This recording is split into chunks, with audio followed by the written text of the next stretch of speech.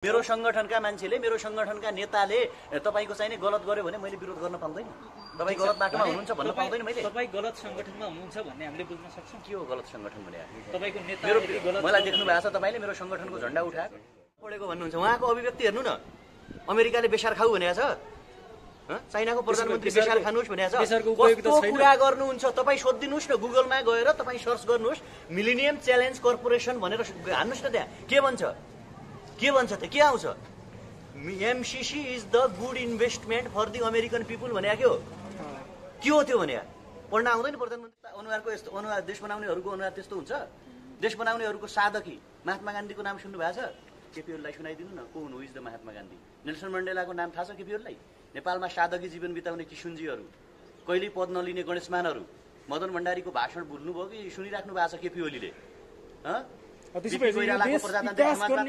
गइसकेका मान्छे हेर्नु है किन भन्नुहुन्छ भने जापानदेखि लिएर भुटानदेखि लिएर खाडी मुलुकदेखि लिएर बेलायत हेर्नु अस्ट्रेलिया हेर्नु क्यानाडा हेर्नु होइन मैले भनेकै कुरा सबै मान्य हुनुपर्छ भन्ने छैन तर राजा भएको देश कहीँ पनि बिग्रेन कहीँ पनि अशान्ति भएन कहीँ पनि अविकसित भएन नेपाल दोस्रो पनि हामीसँग चाहिँ हेमराज थापा र तारा बराल हुनुहुन्छ विषय हाम्रो रहेको छ एमसीसी र अङ्गीकृत नागरिकता विधेयकको विषयमा कुराकानी गर्न चाहन्छु यहाँ दुवैजनालाई स्वागत छ धन्यवाद तपाईहरु चाहिँ माइती घरमा आउनु भएको छ खास के लागि आउनु भएको छ विशेष गरी भन्नुस् त आज अब तारा दिदीले सुरु गर्नुहुन्छ के ताराजी भन्नुस् त आज यो एमसीसी र नागरिकता विधेयक छ नि त्यो चाहिँ अब सरकारले जनतालाई लकडाउनमा थुनेर जसरी पास गराउनका लागि अहिले अगाडि बढिरहेको छ त्यसको विरुद्धमा विभिन्न महिला दिदीबहिनी र अरूले पनि कार्यक्रम आयोजना गर्नुभएको थियो त्यही कार्यक्रममा भनेर आएका थियौँ जुन चाहिँ हुनु हुँदैन भनेर एमसीसी को विरुद्धमा र नागरिकता विधेयकको विरुद्धमा किन हुनु हुँदैन नागरिकता विधेयक चाहिँ किन हानिकारक छ भन्नुस् त यस्तो भयो कि अब नागरिकता विधेयक चाहिँ नेपालको सन्दर्भमा हेर्ने नि अहिले नेताहरूले चाहिँ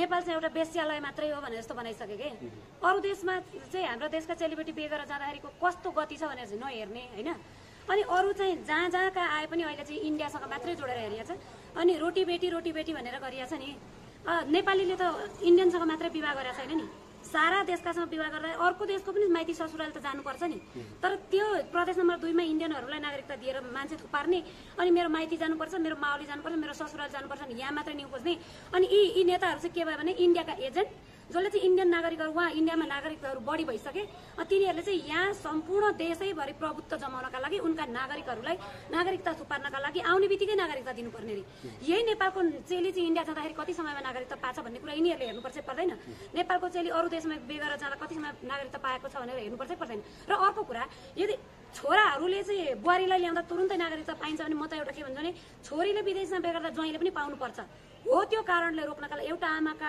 गर्भबाट जन्मेका छोरा र छोरी त बराबर हो नि त्यही कारणले ज्वाइँलाई पनि बुहारीलाई पनि तुरुन्तै नागरिकता दिन थाल्दा देशले जान्न सक्दैन त्यति कारणले गर्दाखेरि ज्वाइँलाई पनि बुहारीलाई पनि 10-15 वर्ष यो त 10 वर्ष पनि कम हुन्छ 15 वर्षसम्म विदेशीसँग विवाह नगरी सक्दैनन् भने त्यो त राष्ट्रियता माथि पनि त धावा बोलेको हुन्छ खतरा हुन्छ नि हैन त्यो खतराबाट जोगाउनका लागि एउटाको जोडी इम्पोर्टेन्ट भन्दा देशको अस्तित्व इम्पोर्टेन्ट हुन्छ के 15 वर्ष खप्न सक्नुपर्छ त्यो जोडी विदेशी जोडी भनेपछि तपाईको माग चाहिँ 15 वर्ष पछि चाहिँ नागरिकता दिनुपर्छ ज्वाइँले पनि पाउनुपर्छ बुहारीले पनि पाउनुपर्छ एक देशको हो हैन एक देशको त पाउनुपर्छ नि पुरुषले पनि महिलाले पनि 15 वर्ष बिल्कुल 7 वर्ष पनि कम भयो 10 वर्ष पनि कम भयो इन्डियाले 14 वर्ष मात्रै दिने 7 वर्ष भनेछ प्रोसेस मात्रै गर्छ के 14 वर्ष नभइकन पाउँदैनन् भनेपछि न्यूनतम 10 वर्षको पनि नराखिकन यहाँ के जनसंख्या यति धेरै भइरहेको यति सानो भूगोलमा इन्डियाको त भूगोलै बढी छ र जनसंख्या धेरै छ त आनुपातिक रूपमा गणना गर्नु त नेपाल र इन्डियाको जनसंख्या हामीले चाहिँ के नागरिकता विदेशी छोरीलाई अथवा विदेशी पुरुषलाई दिँदैमा हाम्रो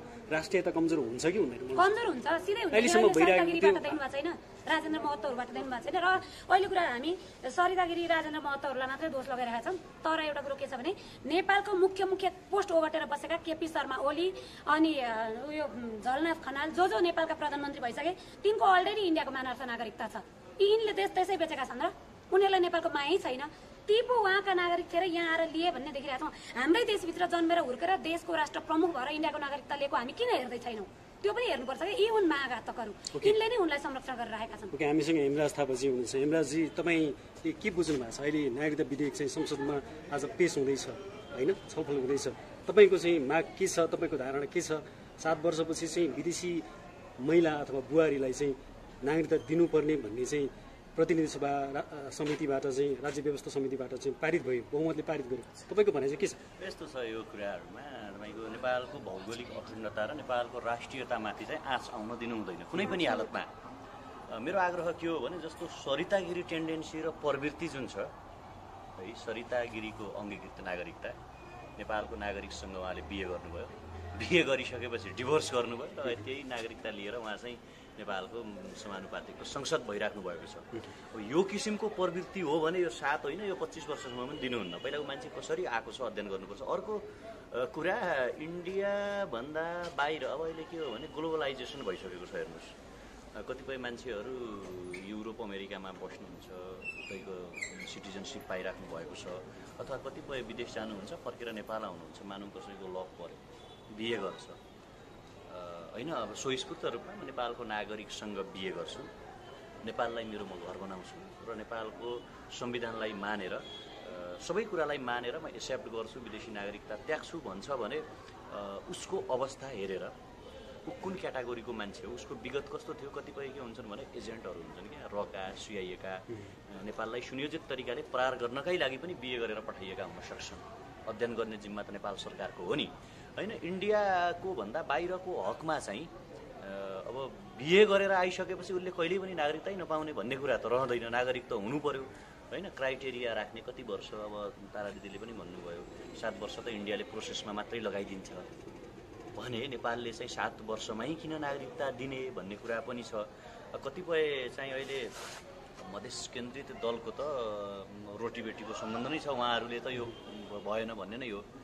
कङ्ग्रेसको पनि तपाईँको चाहिने मधेसलाई भोट ब्याङ्क बनाउने एउटा एक किसिमको राजनैतिक चरित्र देखिएको छ। अर्को कुरा अब पोलिटिकल्ली स्वार्थ सिद्धि के भनेर हेर्ने हो क्या, क्लिन स्विप भएको नेकपा भने 2 नम्बर प्रदेशमा ऊ के चाहन्छ भने त्यहाँको भोट ब्याङ्क काटौँ भन्ने चाहन्छ कि यो नागरिकता विधायक देश बनाउने कुरै छैन क्या। काङ्ग्रेस र मधेसवादी दललाई त्यो भोट ब्याङ्क सुरक्षित गर्ने, बढीभन्दा बढी उताबाट भित्र्याउने र मतदाता जन्माउने अथवा बनाउने आफ्नो पक्षमा। अनि नेकपाको सन्दर्भमा के हो भने त्यो कमभन्दा कम घटाएर होइन त्यो मान्छे नागरिकै नबनाइदिने क्या, यो प्रवृत्ति छ। त्यसकारण नेपाललाई के फाइदा हुन्छ, राष्ट्रियतामाथि यसले कसरी प्रहार गर्छ, नेपालको अखण्डतामाथि, नेपालको संविधानमाथि, नेपालको पपुलेसन स्ट्राटेजीमाथि अथवा नेपाली नागरिकहरूमाथि यसले पार्ने लङ टर्म असरहरू के हुन् त्यसको बारेमा छलफल भयो कि भएन, त्यसको बारेमा बहस भयो कि भएन होइन। कोही मान्छे साँच्चै प्रेम गरेर नेपाललाई एक्सेप्ट गरेर नेपाललाई स्वीकारेर नेपालको छोरालाई अथवा नेपालको आमाहरूलाई नेपालको भूभागलाई माया गरेर आउँछ भने उसलाई 2 वर्ष 1 वर्षमै नागरिकता दिँदा पनि केही फरक पर्दैन। तर प्रवृत्ति र टेन्डेन्सीको कुरा हो। इन्डियासँग नेपालको सम्बन्ध के हो र इन्डियाको नागरिकता त्यागेर अथवा कसैसँग अझ उहाँले भने जस्तै इन्डियन नागरिकता पनि भएको यहाँ प्रमाणै पेश भइसक्यो नि, युट्युब मिडियातिर हेर्नु न, इन्डियन नागरिकता पनि भएको, झन् त्यहाँ भोट पनि हालेको, रासन कार्ड पनि लिएको, आधार कार्ड पनि लिएको, खाना पनि त्यहीँकै खाने, अनि नेपालको पनि नागरिकता राख्ने र नेपालमा चाहिँ जासुसी गर्ने प्रवृत्ति छ भने म त भन्छु यो 7 वर्ष होइन, यो बढाएर 15-20 वर्ष चाहिँ छोराछोरी जन्मेपछि उसको अनि बुढो भइसकेपछि मानौ एउटा लेडिजले वा अर्को कुनै मान्छेले 15 वर्ष के 20 वर्षमा बिहे गर्यो होइन। अब कुनै पनि मान्छेले तपाईँको आफ्नो यौवनको उमेरमा जाँगरिलो उमेरमा चाहिँ खुरापात गर्ने हो क्या, घात गर्ने हो अथवा त्यो साँडे जस्तो प्रवृत्ति देखाउने हो।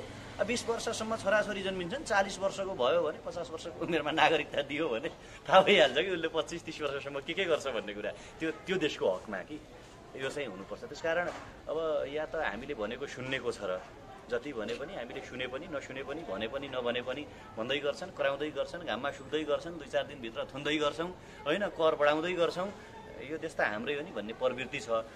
त्यसकारण नेपाललाई घातक हुने कुनै पनि सन्धि सम्झौता संसदबाट अनुमोदन पारित चाहिँ गरिनु हुँदैन। अहिले पछिल्लो क्रममा नेकपाले गरेको चाहिँ यो निर्णय 7 वर्ष गरेको छ होइन, काङ्ग्रेसले त विरोध गरिरहेको छ, यो धेरै भयो भनिरहेको छ। काङ्ग्रेसको माग भनेको त बिहे गरिसकेपछि नागरिकता दिनुपर्छ भन्ने उनीहरूको पहिलेदेखि इन्डियाको हकमा चाहिँ जस्तो के छ भने हामी लामो समयदेखि पीडित छौँ कि त्यो देशबाट, त्यसको विस्तारवादी नीति, त्यसको हेपाहा प्रवृत्ति अनि त्यसको हामीलाई गर्ने व्यवहारसँग सरोकार हो क्या आजको हिसाबमा हेर्दाखेरि पनि।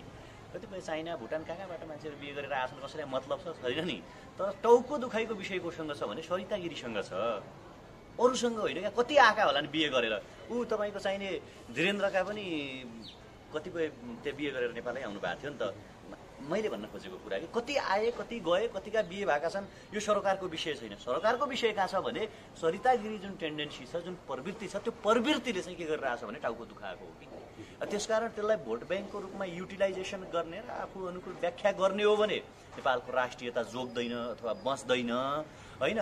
त्यसलाई नेपालको सार्वभौम सत्ता र नेपालको अखण्डतासँग जोडेर नेपालको बलियो कानुन र संविधानसँग जोडेर हेर्ने हो भने चाहिँ सोच्नै पर्छ, विचार गर्नुपर्छ। हेर्नुहोस् 7 वर्ष ठिक हो, 7 वर्षसम्म एउटा मान्छेको बारेमा अध्ययन गर्न सकिन्छ, ऊ के हो कस्तो हो भन्ने कुरा धेरै जान्न सकिन्छ, बुझ्न सकिन्छ।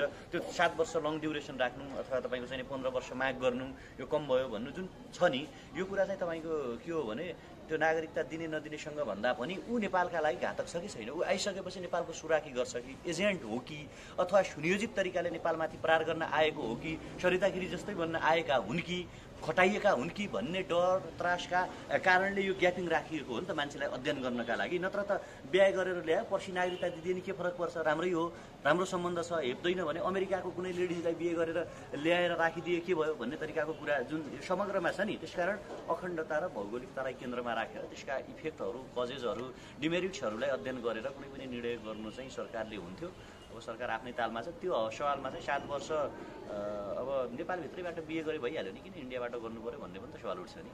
म अलिकति भन्छु है, एउटा के हुन्छ भने नि हामीले अरू देश पनि हेर्नु पर्दाखेरि जस्तै के हुन्छ भने एउटा विदेशी नागरिकलाई विवाह गरेको छोरा होस् कि छोरी होस् भुटानमा नागरिकता पाउनको लागि तिनीहरूको बच्चा जन्मेर पहिलो बच्चाको विवाह गरेको हुनुपर्छ है।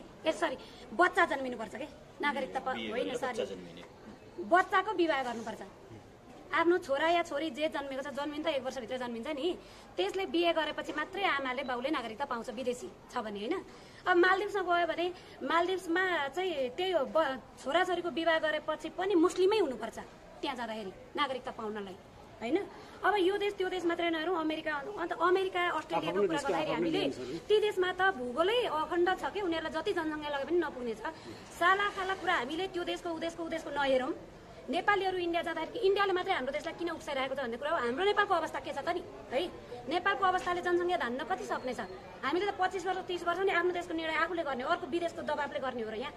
र त्यो प्रदेश नम्बर 2 का नागरिक अहिले देश त के भइरहेछ नि, कुकुरले पुच्छर हल्लाउनु पर्ने पुच्छरले कुकुर हल्लायो भने जस्तो एउटा प्रदेश नम्बर 2 ले मात्रै नेपाल हल्लाइदिने, जहाँ पनि विदेशी नागरिकहरूले मात्रै के फेरि त्यो प्रदेश नम्बर 2 का वास्तविक सत्य ओरिजिनल नेपाली मधेसीले यो विरोध गरेकै छैनन् कि उनीहरूलाई यस्तो भएको छ कि इन्डियनहरू आएर त्यहाँ इन्डियनको भिड आएर चाहिँ उनीहरूको रोजगार पनि लुटिरहेछ, व्यापार पनि लुटिरहेछ, व्यवसाय पनि लुटिरहेछ। हामीभन्दा उनीहरू बढी लुटेका छन् कि इन्डियन नागरिकको कारणले। अनि हामी चाहिँ अब यी नेताहरूलाई भनिसके यिनीहरू त हाम्रा लागि भन्दा इन्डियाको एजेन्डा पास गराउनका लागि चाहिँ अति तल्लिन्छन् नि, उनीहरू इन्डियन नागरिक हुन्। केपी शर्माले लिएर सबै एमसीसीलाई जनमत सङ्ग्रहमा लान किन सक्दैनन् त नि यिनीहरू। अनि अर्को कुरा नेकपा हुनेछ हामी, यदि नेकपाको 7 वर्षको प्रावधान थियो भने उसको 2/3 चाहिँ किन काङ्ग्रेसलाई दोष लाउने। अहिले जे पनि मिलेर गर्ने बेलामा उनका सुविधा बढाउने बेलामा चाहिँ स्वाट्ट मिलेर बढाइहाल्ने, अनि अर्को बेलामा पनि अन्तिममा गएर त्यही इन्डियाले जे भन्यो त्यही पास गर्ने देखाइदिने बेला 2/3 काङ्ग्रेस देखाइदिने, मधेसवादी दल देखाइदिएर हुन्छ। 2/3 पास गरौँ न त ल 7 वर्षको होइन। त्यो बेलासम्ममा नयाँ अर्को सत्ता ल्याउन हामी तयार गर्दैछौँ। अनि हामीले जे गर्छ 7 वर्ष होइन 15 वर्षभन्दा कमको अब हाम्रो सत्ताले बनाइँदैन है। तर नेकपाले आफूले चाहेको रहेछ नि 7 वर्षमा अडान राखोस् न त। काङ्ग्रेस र मधेसवादीसँगै झुक्छ भने के 2/3 को दम्ब देखाउनु त नि। नेकपाले त 7 वर्षको निर्णय गरिसक्यो, त लगभग चाहिँ संसदबाट पारित हुने त्यो उहाँ गर्ने हो, देखावटी हो। भीमरावले एमसीसी उतापट्टि ल नेकपा चाहिँ पक्ष छैन भन्ने, यता पास गर्ने बेलामा ग्याममै सबै मिलेर गर्ने हो। म त भीमराव पनि एमसीसी पास भएछ भने त भीमरावलाई सबैभन्दा बढी पछि अन्तिममा थुक्छु। अहिलेसम्म सबैभन्दा बढी भीमरावलाई मान्छु है। आषाढ 16 गतिसम्म चाहिँ एमसीसी लगभग निर्णय तहमा पुग्नेवाला छन्, गरिसकेका छन्। देखाउन गाह्रो परेको मात्रै हो कुरा होइन। तर एमसीसी पास भयो भने नि हामी त्यो एमसीसीको जुन खम्बा काट्ने ठाउँका जनता छन् नि त्यहाँ गएर सारा नागरिक सुताइदिएर भने हामी पास गर्न चाहिँ के अरे काम गर्न दिँदैनौँ। पास भएछ भने थाहा नपाइकन होइन पास गर्नै रोक्ने हो। तर यिनीहरू चाहिँ के छ भने यो एमसीसी पनि एउटा क्वाड्रिलेटरल सैनिक फोर्स भन्छ यसलाई होइन। 4वटा छ, अस्ट्रेलियाको, जापानको, इन्डियाको र अमेरिकाको फोर्स छ, सैनिक फोर्स छ। अमेरिकाको मार्फतबाट चाहिँ जर्मनी र फ्रान्सका पनि सेना आउने हो। उनीहरूको क्वाड्रिलेटरल सेक्युरिटी स्ट्राटेजी भन्छ। अब त्यो भित्र त्यो आइसकेपछि चाहिँ नेपालका सेना पुलिस, मैले सबैलाई यहाँबाट भनेको छ, सेना प्रहरी पहिले मरेर हामी मर्ने हो होइन। उनीहरू हाम्रो हितका लागि आउने नै होइन, उनका लागि धेरै भएको पैसा फ्याँक्ने नै होइन। काम एउटा देखाइदिनु। वीरेन्द्र मारेको बेलामा चाहिँ एउटा अर्थक्वेक डिजास्टर ट्रेनिङ भनेर महाराजगञ्जमा अफिस राख्यो, भक्तपुरमा एउटा बिल्डिङ बनाउन सुरु गर्यो, राति वीरेन्द्रलाई हेलिकप्टर लगेर मारियो, दरबार अगाडि चाहिँ 500 मिटर अगाडि इन्डियन र अमेरिकन राजदूतावास राख्यो होइन।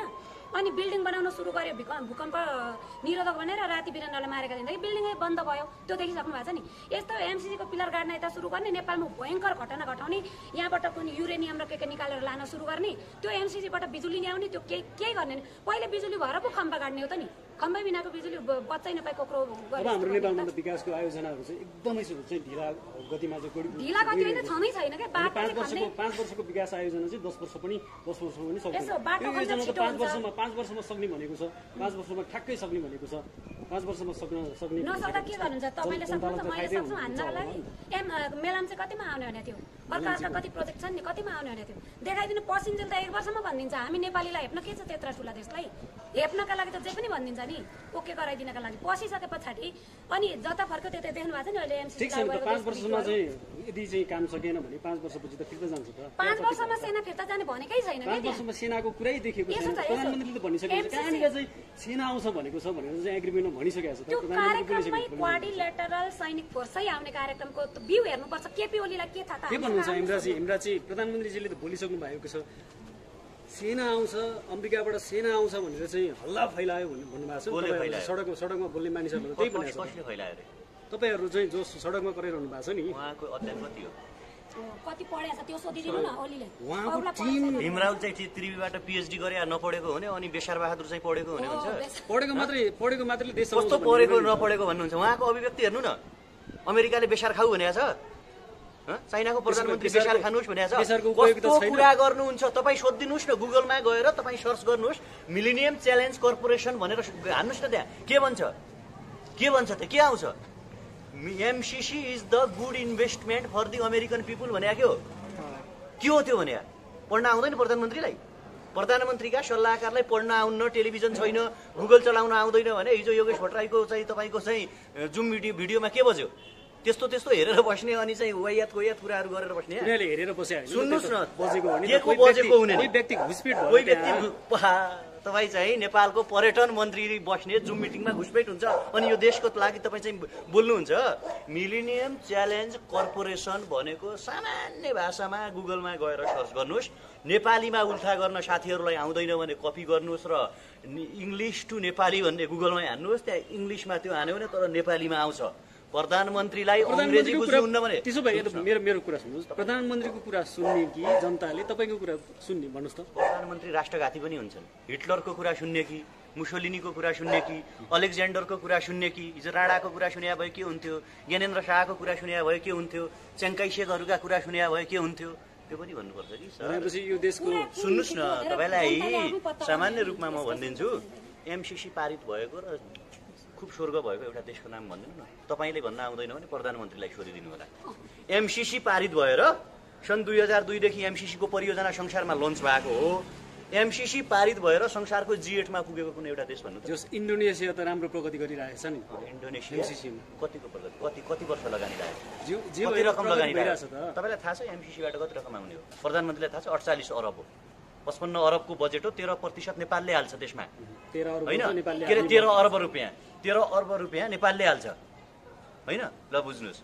अनि 48 अरब रुपियाँले देश विकास हुँदाखेरि पछिल्लो 2.5 वर्षमा केपी ओली सरकारले कतिको गाडी किन्यो? 73 अर्ब रुपियाँका गाडी किन्यो, जसमा महारानीको 18 करोडको गाडी पनि पर्छ। अस्तिको त्यो BMW कार थियो नि, धेरैले के भन्यो भने यो भन्सार छुट हो, तर त्यो किनिएको हो क्या। अनि 73 अरबका गाडी किन्नेहरूले 48 अरबले लप्सी फेदीदेखि अनि गोरखपुरमा पावर स्टेसन बनाएर यो देश विकसित हुन्छ भन्ने कुरामा भयो भने चाहिँ के गर्नु? अरे हुँदैन भने के सर, कसरी हुन्छ? कति पर्सेन्ट त हुँदैन? एमसीसी को रणनीति के हो थाहा छ? त्यो त के हो एमसीसी को रणनीति? How to develop MCC. MCC कसरी विकसित भयो? After the second world war, दोस्रो विश्वयुद्धको समाप्तिपछि रसिया र अमेरिका बीच आम्ने सामने थिए, कोल्ड वार थियो। जस्तो अहिले चाइना र अमेरिका बीच हुन्छ।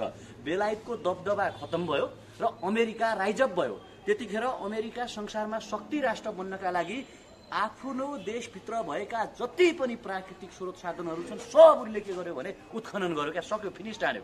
र त्यति बेला रसियाको विरुद्धमा उसले अलकायदा स्थापना गर्यो र ओसामा बिन लादेनलाई जबरजस्ती रूपमा हतियार दिएर रसियाको विरुद्धमा उस्कायो र अरबियन कन्ट्रीहरूलाई उसले झुक्क्याएर अमेरिकाले त्यहाँ भएको तेल अमेरिका लिने प्रयत्न गर्यो। कालान्तरमा जब तपाईँको सद्दाम हुसेन, कर्नेल मोहम्मद गद्दाफी अनि ओसामा बिन लादेन जस्ता व्यक्तिहरूले अमेरिका भनेको अरू देशहरूमाथि प्रहार गर्नका लागि उचाल्दो रहेछ भनेर थाहा पाए नि, सन् 2001मा ट्विन टावर र तपाईँको चाहिने वर्ल्ड ट्रेड युनियनमा जहाज सोकाएर तपाईँको चाहिने ध्वस्त बनायो र त्यही कालखण्डमा चाइना शक्ति राष्ट्रमा उदाउँदै थियो भने रसिया फिक्का पडिसकेको थियो र अमेरिका झस्कियो। हेर्नुहोस् कि अब हिजो त देशसँग लडाइँ थियो, अब एउटा अर्गनाइजेसनले पनि अमेरिकाको ट्रेड युनियनमा आक्रमण गर्न थाल्यो भने अब उसले हेर्यो कि अबको 20 वर्ष 50 वर्षपछि अमेरिकाको बजार संसारमा खस्किन्छ। किनकि तपाईँले भकारीबाट धान भकौ भक झिकेर भात खानुभयो र भकारीमा धान हाल्नु भएन भने, खेतीपाती लाउनु भएन भने भकारी भरिन्छ त, रित्तो हुन्छ नि।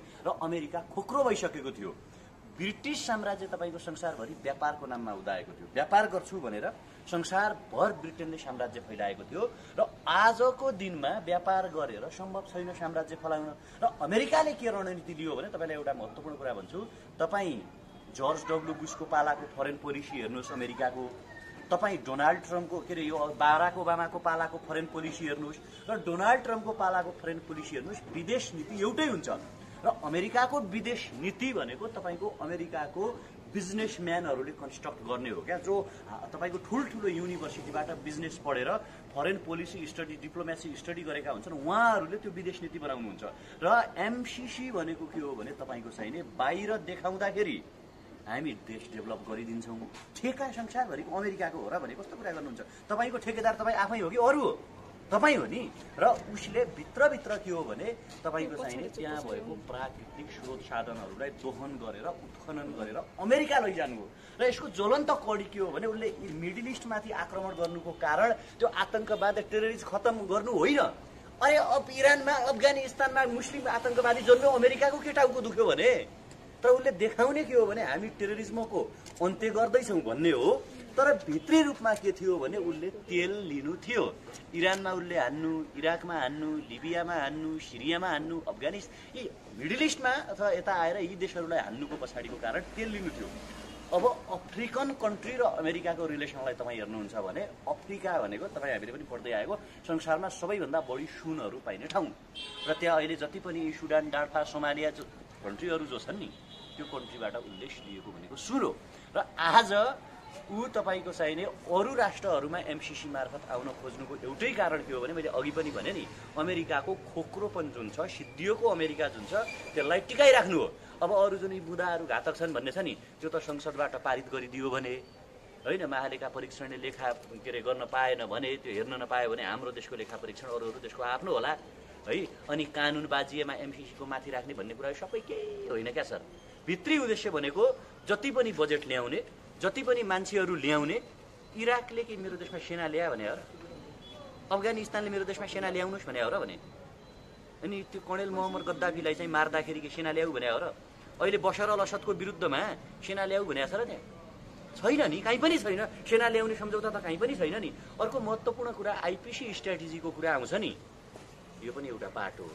र दोस्रो कुरा के हो भने एमसिसीको तपाईँको चाहिने मार्केट सर्च गरेर आयो क्या, अमेरिकाले बजार खोज्या हो। अमेरिकामा उत्पादित आइफोन, अमेरिकाको पपुलेसन सपोज 50 करोड, 50 करोडमा 20 करोडले आइफोन प्रयोग गरे। सामान्य इक्जाम्पल बुझ्ने भाषामा दिएको, 20 करोडले आइफोन के गरे, युटिलाइजेसन गरे। तर चाइना र भारतको पपुलेसन 1 अरब 50 करोड ल चाइनाको, भारतको अरबभन्दा बढी। अमेरिकामा 50 करोड मान्छेले 20 करोड 50 करोडमा 20 करोड मान्छेले आइफोन युटिलाइजेसन गरे। भारतमा 1 अरब 30 करोड पपुलेसनमा 50 करोडले मात्रै आइफोन युटिलाइजेसन गरिदिए भने सेलका आधारमा, बिक्रीका आधारमा कुन चाहिँ महँगो भयो, कुन चाहिँ कहाँबाट बढी बेनिफिट आयो। र अर्को कुरा के हो भने चाइनाले यो कुरा एक्सेप्ट गर्दैन र उसले सजिलैसँग युटिलाइजेसन गर्ने, प्रयोग गर्न सक्ने अर्गनाइजेसन र संस्था भनेको तपाईँको कुन हो भने भारत हो देश भनेको। र उसले रोड पनि कहाँ जोड्यो, उसो कुन देशसँग जोडिएको छ केपीहरूलाई सोधिदिनु त। चाइनासँग रोड जोडौँ भनेको छ अमेरिकाले एमसिसी मार्फत, छैन। बिजुली उत्पादन गरेर चाइनासँग बेचौँ भनेको छ, छैन।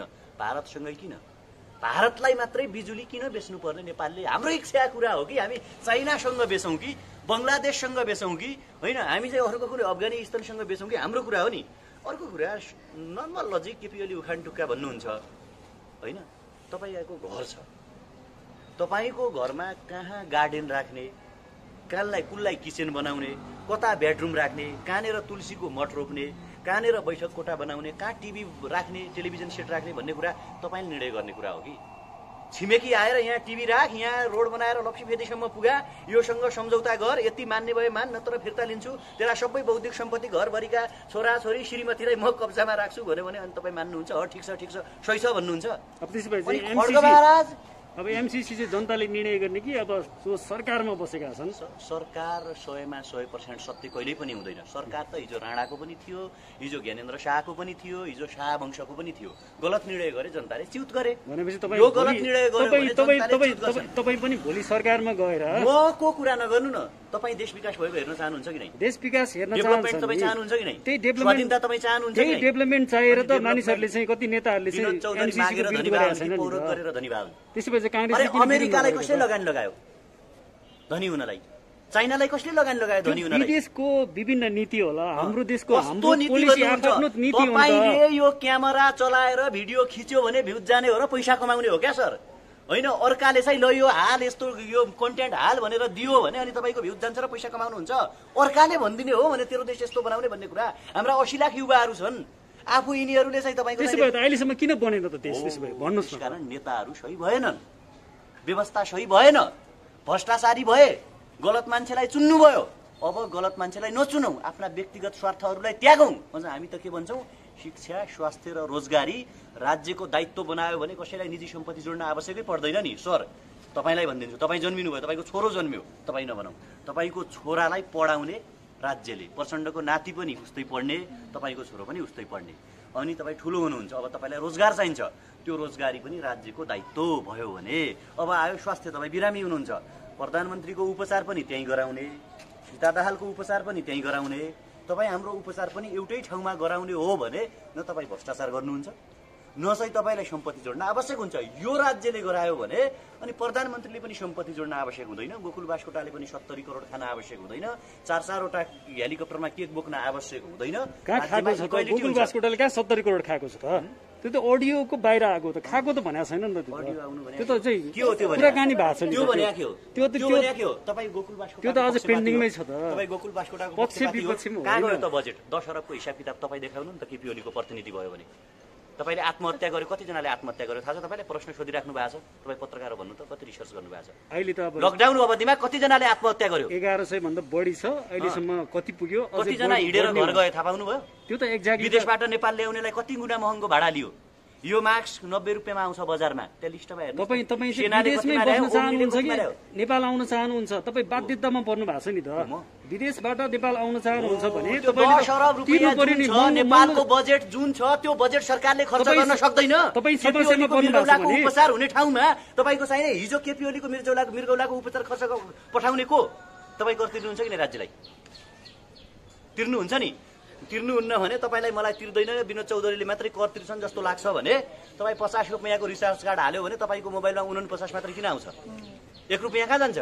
अनि त्यो कर कसले तिर्यायो? तपाईँ हामी जस्तो 2 करोड 3 करोड मान्छेले तिरेर त्यो ढुकुटी बनाउने हो। मैले भन्न खोजेको कुरा के हो भने 80 लाख युवाहरू विदेशमा बसेर जब नेपालको राष्ट्रिय ढुकुटी निर्माण गरे भने आज त्यही ढुकुटी खर्च गरेर नेपाल ल्याउन सकिँदैन। अनि यसलाई चाहिँ पानी खान चाहिने 1 करोडको कार्पेट चाहिने, जिमखाना खोल्नुपर्ने, अहिले BMW कार, अनि चाहिँ यो 90 रुपियाँमा पाउने मास्क 800 हालेर किन्नुपर्ने। अनि उनीहरूले चाहिँ अहिले हाम्रो रोजगार गुम्यो, जागिर गुम्यो, श्रम गर्न पाएनौँ, 3 महिनादेखि भोकभोकै अलपत्र पर्यौँ भन्दाखेरि 3 गुणा महँगो भाडा दिने। हिजो काम गर्दाखेरि, श्रम गर्दाखेरि, तपाईँको चाहिँ पसिना बगाउँदाखेरि, हातमा ठेला उठाउँदाखेरि कर तिरेर राज्यको ढुकुटी निर्माण गर्ने, आज खान नदिएर हिँडाएर घर पठाउने, क्वारेन्टाइनमा राखेका लेडिजहरू बलात्कार गर्ने, कारबाही हुनु हुँदैन त्यसलाई? मान्छेहरू मारिदिने तपाईँ गलत हुनुहुन्छ। तपाईँको प्रवृत्तिले देश बिग्रिन्छ है। तपाईँ के मलाई होइन केपी ओलीलाई गएर 10 अरबको हिसाब किताब माग्नुहोस् कि हामीलाई यसरी भनिराख्नु भएको छ नि? तपाईँ गएर सोध्नुहोस् न एकचोटि 10 अरब कता गयो? साँच्चै अर्थमा कता गयो चाहिँ कता? के त्यो तपाईँहरू सडकमा हुनुहुन्छ, मागिरहनु भएको छ। तपाईँहरू अहिलेसम्म त खोइ त हिसाब किताब ल्याउनु भएको? खोइ त हामी सबै मिलेर मागौँ। दिएनन् भने हामीलाई पनि प्रश्न गर्ने अधिकार छ। नेपालको तपाईँ संविधानमा चाहिँ सरितागिरीको घेर गर्न जानुहुन्छ, विरोध गर्नुहुन्छ, तपाईँलाई लगेर थुन्नुहुन्छ, तपाईँ फेरि निक्लिनु भएको छ। यसो भन्नु न, म थुन्न दिँदैन, तपाईँ नेपालका लागि बोलिराख्नु भएको छ। हामी हेमराज थापालाई थुन्नु भनेको हाम्रा क्यामेरा पनि थुन्नु हो, हाम्रा माइक पनि थुन्नु हो, नेपालका 3 करोड नागरिकहरूलाई थुन्नु हो भन्न सक्नुहुन्न तपाईँ? 10 अर्ब माग्दाखेरि तपाईँलाई थुनिदिनुहुन्छ, के गर्नुहुन्छ त? देशको सरकारको तपाईँ के गर्नुहुन्छ? खिचेर युट्युबमा मात्र राख्नुहुन्छ? तपाईँको नेपालको संविधानमा नागरिकका कर्तव्यहरू छन्, नागरिकका कर्तव्यहरू छन्। तपाईँ नेपालको नागरिक हो कि होइन? हो नि, तपाईँको पनि कर्तव्य छ त, हामी सबैको कर्तव्य हो क्या। र हामी सबैले एउटा साझा आवाज बोल्नुपर्छ। हामीले नेपाल बेच्न दिनु हुँदैन, नेपालको प्राकृतिक स्रोत साधनलाई दोहन गर्न दिनु हुँदैन। नेपाल भनेको आज पनि भर्जन ल्यान्ड हो, हाम्रा पुर्खाले जस्ताको तस्तै हस्तान्तरण गरेका छन्। अब हामी सक्षम हुनुपर्छ र आफै उत्खनन गर्नुपर्छ। तर कुनै विदेशी सेनाका बुटहरू नेपालमा बजारिए भने कसैको व्यक्तिगत स्वार्थका लागि शेरबहादुर देउवाकी श्रीमतीका एनजिओ र आइएनजिओ चलाउने नाममा के गर्नुहुन्छ? एमसीसी त पास हुँदैछ। अरे सिंहदरबार घेरिन्छ, संसद भवन घेरिन्छ, तपाईँ पनि घेर्नुहुन्छ। एमसीसी पास गर्यो भने यही क्यामेराले संसदको टाउकामा हिर्काउनु होला तपाईँ, जसलाई तपाईँले भोट हाल्नु भएको थियो नि। त्यसलाई भनिदिनुहोस् फोन गरेर पछि। मैले आज हेमराज थापा र तारा बराल दिदीहरूको अन्तर्वार्ता लिएँ। हेर्नुहोस्, सडकमा जनता छन्। मैले पनि तपाईँलाई भोट हालेर संसद बनाएको हो, म पनि एमसीसी को विरोधी हो। हेर्नुहोस्, मैले हातमा माइक समाते पनि, के अरे हातमा क्यामेरा समाते पनि, तपाईँले एमसीसी पारित गर्नुभयो भने मेरो क्यामेराले तपाईँमाथि हुनेछ भन्नुस्। र अब एमसीसी एउटा कुरा, एमसीसी तपाईहरु एउटा देशका नागरिक भएर नेपालको संविधानमा कुन चाहिँ संसारका कुन चाहिँ देशमा एनजिओ आइएनजिओ को प्रोग्राम संसदबाट पास गर्छ त्यो बुझ्नु त। संसदबाट आइएनजिओ को प्रोग्राम पास गर्नुपर्छ। ठीक छ, पहिलो पटक पास हुँदैछ। कारण किन भन्नु न, संसदबाट गर्नु भनेको त हाम्रो देशको त सिरै निउरिनु हो के। एउटा एनजिओ को कार्यक्रम संसदबाट पास गर्नु, संसदको मर्यादा के हो? संविधानभित्र लेखिएका देशभित्रका ठूला प्रावधानहरू पास गर्नुपर्ने ठाउँमा एउटा आइएनजिओ कार्यक्रम संसदले पास गर्न लाज हुँदैन? संसदले पास गर्ने त्यो त यहाँ लन्च गर्ने हो। ठिक हो कि बेठिक हो कि त्यो आइएनजिओलाई कार्यक्रम दिन भनेर जी भएन, जनताले थाहा पाउने कुरा भयो। यसमा मैले तारा दिदीको कुरालाई थपिदिएँ। अर्को कुरा अलिकति म भन्छु, इन्डोनेसियामा सफल भएको छ भन्नुभएको छ। यो विश्वमा उनीहरूले कुनै पनि प्रोग्राम राम्रो छ भनेर देखाउनका लागि उनीहरूको हितमा भएका देशहरू जहाँ अब यहाँ नेपालमा आउनु चाहिँ चाइना टार्गेट गरेर आउने हो, इन्डोनेसियामा आउनु चाइना टार्गेट गरेर आउनु पर्दैन। एउटा देशमा सफल नदेखाइकन त अर्को देशमा पस्न पाइँदैन नि। इन्डोनेसिया मात्र होइन, मङ्गोलियामा पनि सफल छ। मङ्गोलिया कहाँ भन्नुभएको छ नि, रसिया र चाइनाले घेरेर राखेको मङ्गोलियामा किन देखायो त उसले भन्दाखेरि त रसिया र चाइनालाई देखाएको थियो होइन। मङ्गोलियालाई फाइदा छ, इन्डोनेसियालाई फाइदा छ, तर ती दुईटा देशमा मात्रै छ। श्रीलङ्काले फिर्ता गर्यो, त्यतिमा मात्रै होइन नि त। यो बेलारुसदेखि लिएर सारा अरू इरान इराकमा पनि छ। इरान इराकमा कुन मार्फत आएछ सेना? अघि उहाँले पनि भन्नुभयो नि, इरान र इराकमा पनि छ एमसीसी है। कसरी आयो? आउँदाखेरि बुच्चो आयो, आएपछि सिङ पलायो। साउथ कोरियामा, जापानमा पनि अमेरिकन सेना छ, त्यहाँ चाहिँ एमसीसी लागू छ कि छैन भन्नुहोस् न। छैन, जापानमा एमसीसी छ नभन्नु न, 48 खरब मैले छ कि छैन सोधेको। कस्तो कुरा गर्नुहुन्छ? जापानले अमेरिकाको, सुन्नुस्, जापान अमेरिकालाई सपोर्ट गर्ला, अमेरिकाको पक्षमा वकालत गर्ला। भारत पनि सही छ भन्देला, जापानले पनि सही छ भनिदिन्छ, दक्षिण कोरियाले पनि सही छ भनिदिन्छ। तर एमसीसीले दिने 40-50 अरब रुपियाँ जापान र अमेरिकाले, के अरे कोरियाले लिन्छन् त। अनि जापान छ, अस्ट्रेलिया छ, इन्डिया छ, चाइना छ, के अरे अमेरिका छ। देखाउँदा अमेरिकालाई मात्रै देखाइएको छ। यहाँ सैनिक फोर्स आउँदा चाहिँ हाम्रोमा अमेरिकन फोर्स भन्दा इन्डियन फोर्ससँगै आइदिने हो कि अब त्यो बाटो। तर लुकाएर राखेको छ कि डाइरेक्ट इन्डियाबाट नेपाल आउने भन्दाखेरि नेपाली जनताले विरोध गर्छन् इन्डियाको ठाडो भनेर अमेरिका घुमाएर ल्याएको। तर यहाँ उनीहरूको कसको व्यापार हुन्छ भन्दा युरोपेली कन्ट्रीहरूको, अमेरिकाको र यता जापान र इन्डियाको उनीहरूका उत्पादन यही मार्फत उता लगेर बेच्ने, उनीहरूका उत्पादन त्यही मार्फत इन्डिया मार्फत नेपालमा ल्याएर बेच्ने। उनीहरूले त बाटो व्यापारको बाटो खोजेको हो। तर क्वाड्रिलेटरल भनेको 4वटा देशको, अघि भन्दा चाहिँ मैले क्वाड्रिलेटरल स्ट्राटेजी छ सैनिकहरूको हो। त्यसमा चाहिँ उनीहरूले जापानको पनि ल्याउँछ, इन्डियाको पनि ल्याउँछ, अस्ट्रेलियाको पनि ल्याउँछ, अमेरिकाको पनि ल्याउँछ। त्यसमा फ्रान्स जर्मनीतिरका सेना पनि अमेरिकाले मिसाएर ल्याउँछ। अहिलेसम्म अरू देशमा त्यसरी हस्तक्षेप गरिरहेको छ।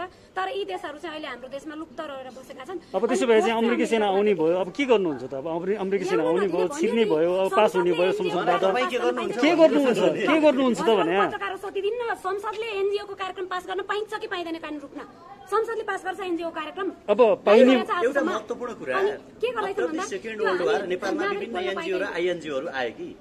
युएनडीपीले काम गर्छ, 2009 पछि काम गर्छ, डब्ल्युएचओ ले काम गर्छ, युएनओ ले काम गर्छ। सबै अर्गनाइजेसन ठुला भनिएका अर्गनाइजेसनहरू यिनी छन्। अरू साना कयौं हजारौं आइएनजिओहरू छन्। अनि तपाईँको देश बनेको छ त? हाम्रो देश बनेको छ त? छ कहीँ छ? भनेपछि हाम्रो देश विदेशी अनुदानले बनेन। सुन्नुहोस् न, हाम्रो देश चाहिँ विदेशी अनुदानले बनेन। अब चाहिँ हामी आफै नेपाली खटेर हामी चाहिँ नेपाल बनाउनुपर्छ भन्ने तपाईँको अभिव्यक्ति भयो। यस्तो सम्भव छ तपाईँको चाहिने सम्भव छ जापान कस्तो कुरा गर्नुहुन्छ? उत्तर कोरिया बनिरहेको छैन, सम्भव छैन। चाइना बनिरहेको छैन, अमेरिका बनिरहेको छैन, सम्भव छ। उत्तर कोरिया आणविक मात्र बनेर हुँदैन नि। तपाईँले व्याख्या गरिदिने होइन नि सर किम जोङ उनको, बुझ्नुभयो नि? आणविक हतियारले मात्र शक्तिशाली भएर होइन नि त। बसेर माग्ने रत्न पार्कको किनारामा बसेर माग्ने मान्छेले कहिले धनी भएको देख्नु भएको छ? अरबपति छ अरबपति भएर रत्न पार्न पुगेका चाहिँ छन्। हो तपाईँले भन्नुभयो नि नेपाल प्राकृतिक स्रोत साधन सम्पदा पानी जलविद्युत जडीबुटी आदिका कारणले अरब होइन अमेरिकालाई टप्ने देश छ। यसलाई चाहिँ रत्न पार्कको किनाराका जस्तो अमेरिकाको एमसीसी ल्याएर माग्ने नबनाऊ प्रभु, यो गलत छ। मैले भने नि पौरख गरौँ, प्रधानमन्त्रीको तलब 10,000 मा झाडौँ। छ दम छ भन्न सक्नुहुन्छ, सोध्नुहुन्छ? संसदको तलब 10,000 मा झाडौँ र लप्सी फेदीदेखि तपाईँको चाहिँ त्यो के रातामाटा कहाँ हुँदै त्यो गोरखपुरसम्म जाने पावर लाइन विदेशबाट नेपाल आएका युवाहरू जो छन् नि, अब 40 लाख जतिहरूले रोजगारी गुमाएर नेपाल आउँदैछन्, उहाँहरूलाई र हामी सहित हामी सबै सहित त्यहाँ काम गर्न जाउँ। संसदको तलब पनि 10,000, त्यहाँ काम गर्ने हामी मजदुरको तलब पनि 10,000। हामी काम गरेर देखाउँछौँ 1 वर्षभित्र। उसले 5 वर्ष भनेको छ नि, 40 लाख मान्छेले काम गर्यो भने कति वर्ष लाग्छ? यो गरौँ न भने क्या तपाईँबाट सुरु गरौँ न। म एक्लै गएर अनि त्यहाँ हामीले प्रस्ताव राख्ने हो क्या। सरकारले यो कुरालाई यस भन्नु पर्यो, निर्णय लिनु पर्यो नि। हामीलाई त गिरफ्तार गर्छ तपाईँले भनिसक्नुभयो नि। तपाईँ हामी सबै मिलेर राष्ट्रियताको पक्षमा बोलौँ। हामीले हाम्रा व्यक्तिगत स्वार्थहरूलाई तागेर हामीलाई बाजे सम्झिनु त, आमालाई सम्झिनु त एकचोटि। अहिले पनि खुट्टाका कुर्कुच्चा फाटेका छन् होइन? मासु खान आइतबार पर्खिनुपर्छ, रातो साडी लाउन तीज होइन, दसैँमा पनि लाउन पाउँदैनन् हाम्रा आमाहरू। यो अवस्था छ क्या। हामीले यो देशलाई यही अवस्थामा राखिराख्ने वा यो देशलाई उन्नत बनाउने। किनकि तपाईँको चाहिने 80को दशकपछि डेभलप भएका देशहरू धेरै टाढा जानु पर्दैन। महावीर थिरले 25 वर्षसम्म मलेसियामा शासन गर्नुभयो। आज मलेसिया संसारको कहाँ पुगेको छ, कुन ठाउँमा पुगेको छ? बिहार 15 वर्ष अगाडि कस्तो थियो भारतको बिहार, अप्टर्दै नीतिश कुमार बिहार कस्तो छ? एउटा नेताले चाह्यो भने काठमाडौँका रोडहरू 2 महिना 3 महिना अगाडि कस्ता थिए, अहिले कस्ता भए वसन्त नेवाङले चाह्यो भने? कति लकडाउन हुन्थ्यो, के अरे कति लोड सेडिङ हुन्थ्यो? भनेपछि यो सरकारले राम्रै गर्दैछ भन्ने तपाईँलाई चाहिँ विश्वास अहिले हुँदैछ? राम्रो गर्दैछ। कसले? वसन्त नेउमाले त राम्रो। वसन्त नेवान एकजना प्रतिनिधि पात्र हुन्, मन्त्री हुन्, म पात्र गर्न खोज्ने मान्छेको नाम लिँदैछु क्या सर। बुझ्नुभयो नि? काम गर्यो भने हुन्छ भन्न खोजेको क्या मैले। भनेपछि तपाईँलाई लाग्दैन अब चाहिँ यो जनताबाट चुनेका जो संसदमा हुनुहुन्छ, सरकारमा हुनुहुन्छ, उनीहरूले यो देश बनाउँदैन भन्नेमा तपाईँलाई चाहिँ? यिनीहरू देश बनाउनका लागि चुनिएकै भनेपछि भ्रष्टाचार गर्नका लागि मात्रै हो? देश बनाउनका लागि चुन्ने हो र? यी त शान दिनका लागि, महाराजा बन्नका लागि सर साइरन बजाउँदै कालो गाडीभित्र झन्डा हल्लाउँदै अगाडि पछाडि सुरक्षाकर्मी राख्दै ठिक छ यो साउथ इन्डियन स्टाइलमा गर्नका लागि संसद भयो क्या। देश बनाउने यस्ता अनुहारको यस्तो अनुहार, देश बनाउनेहरूको अनुहार त्यस्तो हुन्छ? देश बनाउनेहरूको साधकी महात्मा गान्धीको नाम सुन्नु भएको छ? केपीओलीलाई सुनाइदिनु न, को हुनु is the Mahatma Gandhi? Nelson मण्डेलाको नाम थाहा छ केपीओलीलाई? नेपालमा साधकी जीवन बिताउने किशुनजीहरू, कहिल्यै पद नलिने गणेशमानहरू, मदन भण्डारीको भाषण भुल्नुभयो कि सुनिराख्नु भएको छ केपीओलीले? विकास गर्ने चाहिँ कसले भन्ने? देश विकास गर्ने तपाईँले, मैले, हामीले हाम्रा व्यक्तिगत स्वार्थ त्यागेर मेरो सुन्नुहोस् न, तपाईँले जस्तै गरी जो चाहिँ अहिले संसदमा हुनुहुन्छ, सरकारमा हुनुहुन्छ, उनीहरूले नि यसरी नै बोले। जसले मेरो समर्थन गर्नुहुन्छ, जो मलाई अहिले सपोर्ट गर्नुहुन्छ नि, तपाईँ अहिले क्यामेरा लिएर मलाई खिचिराख्नु भएको छ नि, कुनै दिन हामी जस्ता मान्छेहरू यी जस्ता भयौँ भने रेकर्ड राखिराख्नुहोस्, लात्ताले बखुर्नु होला। यो अधिकार छ जनतालाई, नागरिकलाई भन्न सक्नुहुन्छ प्रधानमन्त्री। कस्तो कुरा गर्नुहुन्छ? तपाईँ भोलि मर्ने हो। तपाईँ सुरक्षा घेरामा बस्नु हुँदैन त्यतिखेर। इमरान खानको नाम सुन्नु भएको छ? त्यो ठाउँमा पुग्नु इमरान खानको नाम सुन्नु भएको छ? तपाईँसँग कुनै पनि सुरक्षाकर्मी हुँदैन। इमरान खानको नाम सुन्नु भएको छ? इमरान खानको कतिजना सुरक्षा छन् अहिले? बेलायतको राजकुमार कसरी हिँड्छन्? मैले भने नि भोलि मर्ने हो, सबैजना मर्ने हो, सबै मर्ने हो। तर भोलि मर्ने हो भन्ने डरले आजैदेखि हामी काम गर्न छोड्छौँ त? यो संसारमा, यो संसार जति कुरूप छ नि त्योभन्दा कयौँ गुणा सुन्दर पनि छ। केपी ओलीको नाम लिने, केपी ओलीले भ्रष्टाचार गर्यो, केपी ओलीले विकास गरेन भन्नेहरूले गणेशमानजी चाहिँ कहिल्यै पनि पदका लागि लड्नु भएन पनि भनिदिनु पर्यो नि। मैले भन्न खोजेको कुरा बुझ्नुहोस् है। हिटलरको नाम लिनेहरूले नेल्सन मण्डेलाको नाम लिन नसक्ने, हिटलर र मुसोलिनीको नाम लिनेहरूले, अलेक्जेन्डरको नाम लिनेहरूले